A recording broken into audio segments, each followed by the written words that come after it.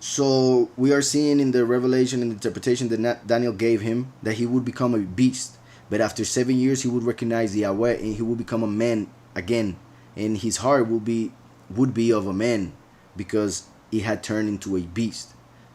Yahweh said that his heart would turn into the heart of a beast, and now we are seeing in Revelation 7 that that beast got on its 2 feet and became a man and received a heart of a man. So that shows that Nebuchadnezzar at the end of his life repented, accepted Yahweh as the Almighty, and became a human being spiritually.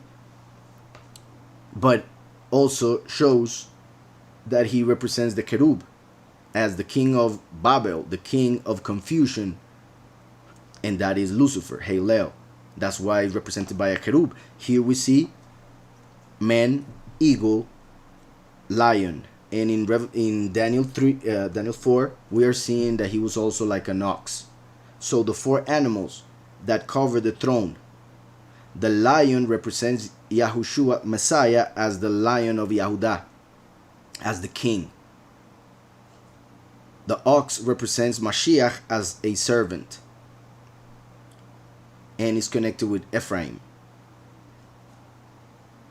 The eagle is connected with Dan, and it shows Mashiach as a messenger, the Malach who came, sent by Yahweh.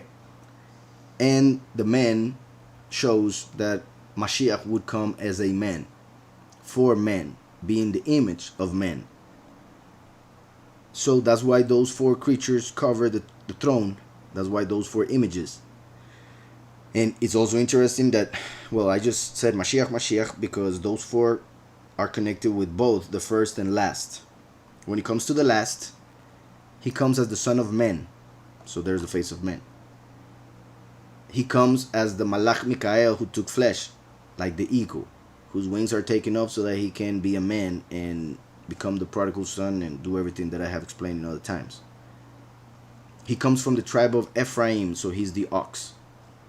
And through Yahushua becomes the lion of Yahudah, because we can do all things through Yahushua who strengthens us. So through Yahushua he receives the spirit to become the lion of Yahudah. So he fulfills those 4 like that. And I'm saying all of that because how interesting that in chapter 4 we see that he became like an ox because he was eating grass. But then in Daniel 7 we see that instead of an ox it says a lion. So we see a connection between the ox and the lion, which is the connection of the last, who comes genetically as an ox but spiritually as a lion to become the king, the Melech Gadol.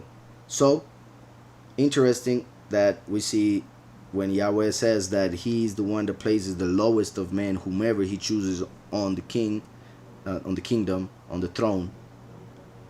We see that he talks about Nebuchadnezzar becoming like an ox, like the prodigal son. But in Revelation 7 he was like a lion, because the last comes as the lion of Yahudah, who will become the king of the world. So I find it interesting how it says ox here and then lion on Daniel 7. And in Isaiah we read that the lion, in the next life, the lion will eat grass like an oxen. So confirms this. That could be taken as a prophecy for this moment, because Nebuchadnezzar as the king was like the lion, but he became an ox when he started eating grass. So that shows how lions will start eating grass like oxen.